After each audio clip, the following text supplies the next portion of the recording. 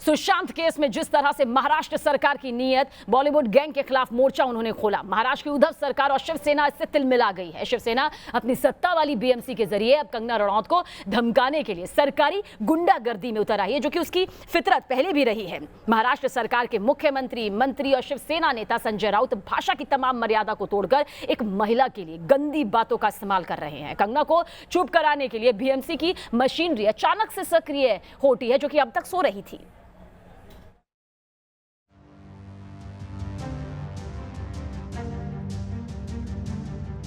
ये शिवसेना की सरकारी गुंडागर्दी है। बेबाक बोल पर कंगना से बदला ले रही है शिवसेना। कंगना के खून पसीने से बना दफ्तर जमींदोज करने की साजिश। एक अकेली महिला से डर गई है महाराष्ट्र सरकार। पहले धमकी, लेकिन ये महाराष्ट्र जो है छत्रपति शिवाजी महाराज का महाराष्ट्र है। ठीक है, आप बाप की भाषा करते हो तो ठीक है, देख लेंगे महाराष्ट्र को बाप है या नहीं। फिर गाली, आप क्या वो हरामखोर लड़की की वकीली कर रहे हो। और अब सरकारी गुंडागर्दी।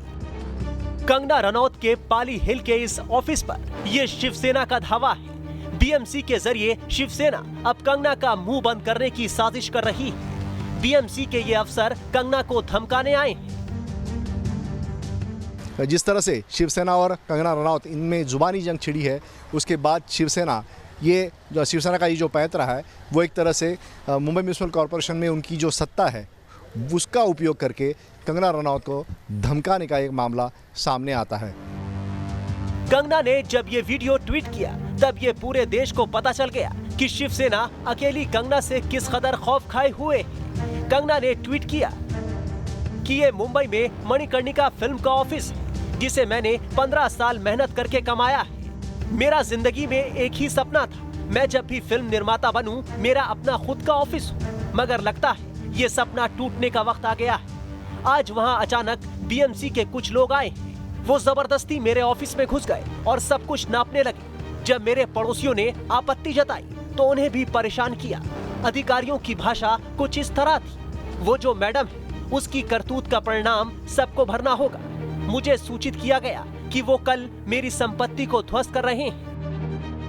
कंगना के खून पसीने की कमाई से इस दफ्तर को जमींदोज करने की साजिश रची जा रही है। और हैरत की बात यह है कि बरसों से शिवसेना के कब्जे वाली बीएमसी इसका कोई कारण बताने को भी तैयार नहीं है, जबकि स्थानीय निवासियों का साफ तौर पर कहना है कि कंगना के इस ऑफिस में कोई अवैध निर्माण नहीं हुआ है। कंस्ट्रक्शन हो रही थी, उन्होंने एसोसिएशन के साथ पूरी की पूरी 100% कोऑपरेशन दी। जो रूल्स एंड रेगुलेशंस थे एसोसिएशन के वो पूरे किए। तो मेरे ख्याल में I have no complaints against this family. Miss Ranaut की फैमिली के साथ कोई कंप्लेंट्स नहीं है। They have been very good. जो हमसे बन पड़ेगा हम करेंगे। हमारे रेजिडेंट्स को अगर इस तरह से अटैक किया जाएगा वो हम एक्सेप्ट नहीं करेंगे।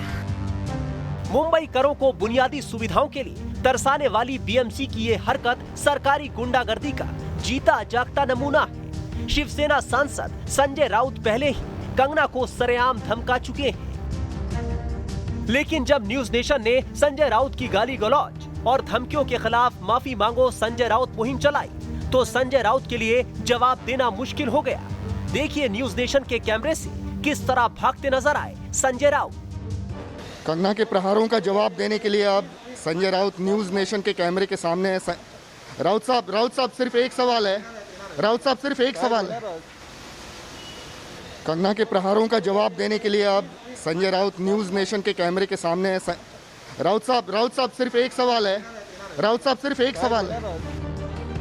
कंगना को धमकाने वाले नेताओं में राउत अकेले नहीं हैं। महाराष्ट्र सरकार के मंत्रियों और शिवसेना और कांग्रेस के नेताओं के एक के बाद एक बयान आ रहे हैं ताकि कंगना किसी तरह अपनी जुबान बंद रखे।